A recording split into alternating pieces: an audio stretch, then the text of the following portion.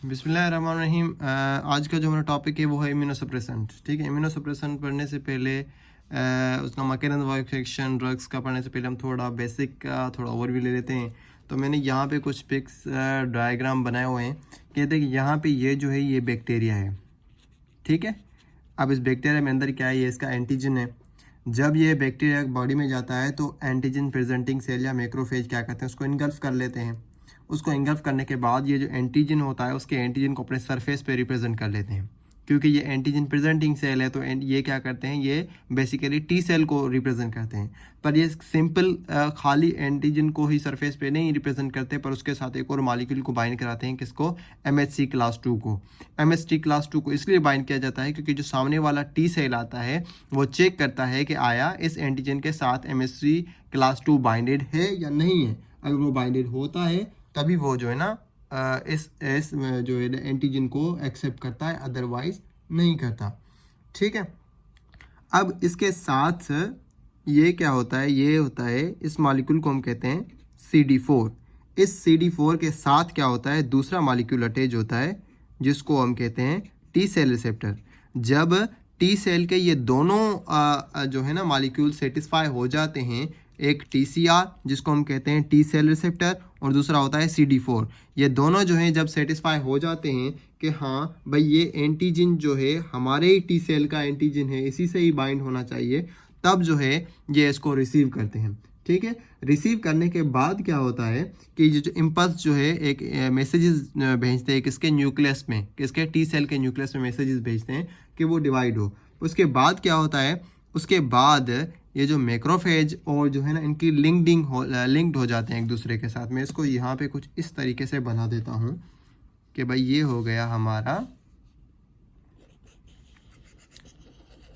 Antigen presenting cell, जिसने क्या किया, एंटीजन को सरफेस पे रिप्रेजेंट कराया, किसके साथ, अलॉन्ग विथ MHC क्लास 2 के साथ। ठीक है, अब MHC क्लास 2 के साथ बाइंड ये हुआ। उसके बाद आता है CD4 मॉलिक्यूल जो कि इसको चेक करता है। उसके साथ क्या है, उसके साथ ही साथ TCR रिसेप्टर हैं जो किस पे हैं, ये सारे के सारे टी सेल पे हैं। ये क्या है, TCR। अब यहाँ तक क्लियर है। उसके बाद ये क्या होता है, जब ये बाइंडिंग हो जाती है तो यहाँ पे एक मॉलिक्यूल होता है जिसको हम कहते हैं CD3, इसके अंदर यहाँ पे। ठीक, इसको हम कहते हैं CD3। ये एक्टिवेट हो जाता है। ये जब एक्टिवेट हो जाता है तो ये क्या करता है, सेल के अंदर कैल्शियम की लेवल इंक्रीज करता है। उसके बाद क्या होता है, उसके बाद मैक्रोफेज जो है ये एक हार्मोन एक मॉलिक्यूल रिलीज करता है जिसको हम कहते हैं इंटरल्यूकिन 1।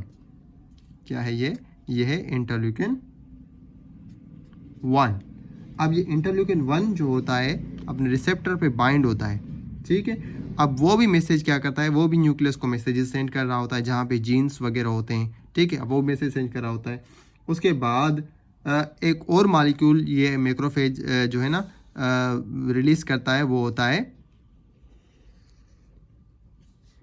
B7।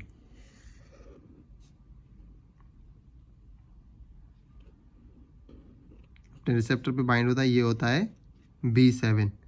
ठीक है, इसी मॉलिक्यूल को B7 को हम क्या कहते हैं, CD80 भी कहते हैं, या इसको 86 या 80 भी कहते हैं।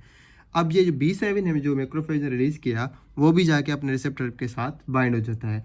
अब एक स्टिमुलस ये हो गई, दूसरी स्टिमुलस ये हो गई, और तीसरी स्टिमुलस ये जो है ये भी न्यूक्लियस के पास जाती है। अब ये जब ये जाते हैं स्टिमुलस तो क्या होता है कि ये टी सेल क्या करता है, अपने रिसेप्टर पे अपने ही सेल पे एक रिसेप्टर जनरेट कर लेता है, और ये जो जीन 1 होता है इसका, वो जीन 1 क्या करता है, सिंथेसाइज करता है क्या, इंटरल्यूकिन 2। अब ये जो इंटरल्यूकिन 2 होता है वो जाके बाइंड करता है किसके साथ, रिसेप्टर के साथ, इंटरल्यूकिन 2 रिसेप्टर। अब जब ये इंटरल्यूकिन 2 अपने रिसेप्टर पे बाइंड होता है तो ये हो जाती है क्लोनल एक्सपांशन। मतलब अब ये जो सेल होता है ये फर्दर प्रोलिफरेट होना शुरू हो जाता है, प्रोलिफरेशन होना शुरू हो जाती है। यहाँ तक तो बेसिक कॉन्सेप्ट था जो कि हमने पढ़ा हुआ है पहले से ही काफ़ी सारा इसके बारे में ना। अब मैं आप लोगों को एक पिक्चर के थ्रू जो है ना इस इम्यूनोसप्रेसेंट ड्रग्स के बारे में जो है ना थोड़ा बहुत क्लियर करने की कोशिश करता हूँ, ठीक है।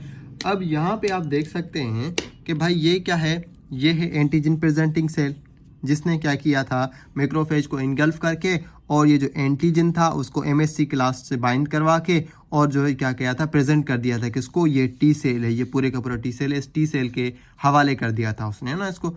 अब क्या हुआ, जब टी सेल इसके पास आया तो उसके पास क्या था, हमने देखा था पहले कि इसके पास CD4 था और उसके पास अंदर CD3 मालिक्यूल था, ठीक है। First of all interleukin 1 release हुआ था, उसके बाद दूसरा मालिक्यूल रिलीज हुआ था जिसको B7 या CD8 या CD86 भी कहा जाता है, जो कि बाइंड होता है किसके साथ, CD28 रिसेप्टर के साथ, ठीक है। अब मैं इसको पीछे जाके देखता हूँ, ठीक है। ये मैंने बताया था कि जहाँ पे ये देखो फर्स्ट हार्मोन इन्होंने इंटरल्यूकिन 1 रिलीज किया था मैक्रोफेज ने, उसके बाद B7 रिलीज हुआ था जो कि किसके साथ बाइंड हुआ, अपने रिसेप्टर पे, जिसको क्या कहते हैं, CD28 कहते हैं, ठीक है। यहाँ पे भी यही कुछ ऐसा ही कुछ है,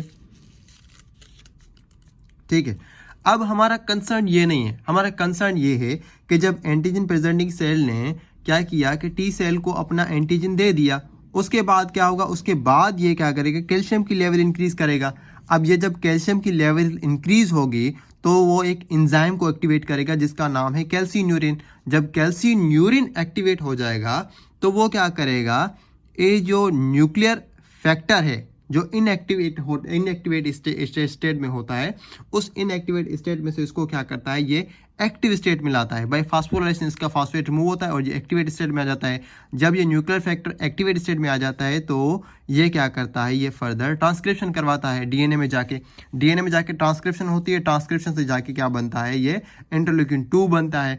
जब इंटरल्यूकिन 2 बन जाता है तो अपने रिसेप्टर पे बाइंड होता है, इंटरल्यूकिन 2 रिसेप्टर बाइंड होता है और क्या होता है, इंटरल्यूकिन 2 रिसेप्टर पे बाइंड होकर फिर क्या करता है, ये एमटोर को एक्टिवेट करता है। जब एमटोर एक्टिवेट हो जाता है फिर क्या होती है, हमारे पास सेल डिवीजन या माइटोसिस वगैरह प्रोलिफरेशन स्टार्ट हो जाती है। हमने देखा था प्रीवियस में कि भाई यहाँ पे देखो कि जब इंटरल्यूकिन 2 हार्मोन जब बाइंड हुआ था, इसने टी सेल ने रिलीज किया अपना, तो इंटरल्यूकिन 2 अपने क्या हुआ, अपने रिसेप्टर के साथ बाइंड हो गया इंटरल्यूकिन 2 के साथ। जब इंटरल्यूकिन 2 बाइंड हुआ था उसी टी सेल पे तो क्या हुआ था, क्लोनल एक्सपांशन मतलब प्रोलिफरेशन हुई थी। अब यहाँ पे भी ऐसा ही कुछ है, ठीक है। यहाँ पे देखें ये इंटरल्यूकिन 2 बना कैसे, जब न्यूक्लियर फैक्टर एक्टिवेट होगा। अगर न्यूक्लियर फैक्टर कैसे एक्टिवेट होगा, जब कैल्शियम लेवल बढ़ेगी। कैल्शियम लेवल कैसे बढ़ेगी, जब इसको एंटीजन जो मैक्रोफेज जो है एंटीजन में देगा इसको टी सेल को, तो कैल्शियम लेवल बढ़ेगी। कैल्शियम लेवल बढ़ने से क्या होगा, कैल्सिन्यूरिन एक्टिवेट होगा। कैल्सिन्यूरिन एक्टिवेट होगा तो इसकी फास्फोराइलेशन होगी। इसकी फास्फोराइलेशन होने से क्या होगा कि ये इंटरल्यूकिन 2 बनेगा। इंटरल्यूकिन 2 बनने से क्या होगा, एमटोर एक्टिवेट होगा। एमटोर एक्टिवेट होने से क्या होगा कि सेल की प्रोलिफरेशन हो जाएगी, ठीक है। और क्या होगा, ये अगर सेल टी सेल ज़्यादा से ज़्यादा प्रोलिफरेट होना शुरू हो जाएंगे तो ट्रांसप्लांट रिजेक्शन हो जाएगी, ठीक है। अब हमने करना ये होता है कि मैकेनिज्म ऑफ एक्शन के थ्रू जाते हैं कि ड्रग्स क्या करती हैं। अब यहाँ पे जो क्लास ऑफ ड्रग्स बताई गई कैल्सिन्यूरिन इनहिबिटर्स, इसमें 2 ड्रग्स आती हैं, एक होती है साइक्लोस्पोरिन, दूसरी होती है टेक्रोलिमस। अब साइक्लोस्पोरिन और टेक्रोलिमस क्या करती हैं, साइक्लोस्पोरिन एक प्रोटीन के साथ बाइंड होती है जिसको हम कहते हैं साइक्लोफ्लेन, ठीक है, और टेक्रोलिमस एक प्रोटीन के साथ बाइंड होती है जिसको हम कहते हैं FK बाइंडिंग प्रोटीन। अब ये साइक्लोफिलिन क्या करती है, इसको इनएक्टिवेट करती है। ये FK बाइंडिंग प्रोटीन ये भी इसको इनएक्टिवेट करती है। अगर ये कैल्सिन्यूरिन इनएक्टिवेट हो गई तो एज अ रिजल्ट होगा ये कि न्यूक्लियर फैक्टर की जो है प्रोलिफरेशन नहीं होगी। अगर इसकी प्रोलिफरेशन नहीं होगी तो ये ट्रांसक्रिप्शन नहीं होगी। अगर ट्रांसक्रिप्शन नहीं होगी तो इंटरल्यूकिन 2 नहीं बनेगा, सेम है, ठीक है। अब ये हो गया इसका मैकेनिज्म ऑफ एक्शन कि कैल्सिन्यूरिन क्या करते हैं, कैल्सिन्यूरिन इनहिबिटर्स क्या करते हैं। इसमें 2 ड्रग्स आती हैं, एक होती है साइक्लोस्पोरिन और दूसरी होती है टेक्रोलिमस। ये क्या करते हैं, कैल्सिन्यूरिन एंजाइम को जो है स्टॉप करती हैं, इनहिबिट करती हैं। उसके बाद हमारे पास दो एंटीबायोटिक्स भी मेंशन की गई हैं, ठीक है। एंटीबायोटिक्स भी दी जाती हैं इसमें, एक होती है एंटी थाइमोसाइड ग्लोबुलिन, दूसरी है बेलिसिजिमाब, ठीक है। अच्छा, एंटी थाइमोसाइड ग्लोबुलिन का मैकेनिज्म देखते हैं कि ये एंटी थाइमोसाइड ग्लोबुलिन क्या करती है, ये जब टी सेल जब प्रोलिफरेट होना शुरू होता है तो एंटी थाइमोसाइड ग्लोबुलिन इस पे बाइंड होती है टी सेल पे और इसको जो है ना स्टॉप करती है, किससे, प्रोलिफरेशन से स्टॉप करती है टी सेल को। अच्छा, दूसरी जो हमने एंटीबायोटिक की बात की वो बेसिलिजिमाब, और ये क्या करती है, ब्लॉक करती है इंटरल्यूकिन 2 रिसेप्टर को। क्योंकि हमने पढ़ा था कि जब इंटरल्यूकिन 2 बन जाएगा तो वो अपने बाइंड होगा इंटरल्यूकिन 2 रिसेप्टर पे। जब इंटरल्यूकिन 2 रिसेप्टर पे बाइंड हो जाएगा तो वो सेल प्रोलिफरेट होना शुरू हो जाएगा। तो हमने क्या करना होता है कि प्रोलिफरेशन को स्टॉप करना होता है। तो ये इंटरल्यूकिन 2 ब्लॉक हो जाएगा तो वो उसके बाइंडिंग की जगह नहीं मिलेगी और एज अ रिजल्ट प्रोलिफरेशन नहीं होगी। ठीक है, उसके बाद एक और क्लास आती है एमटोर इनहिबिटर्स। एमटोर में क्या होता है, दूर ड्रग्स आती हैं सिरोलिमस और एवरोलिमस।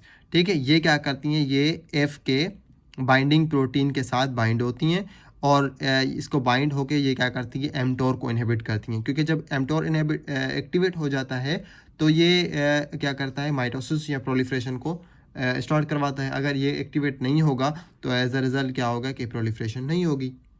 ठीक है, अब जो हमारे पास बचता है, एक बचता है को स्टिमुलेशन, बेलासेप्ट एंड एबेटासेप्ट। अब मैंने आपको पीछे एक लेक्चर दिया था, यहाँ पे कुछ थोड़ा समझाया था कि देखें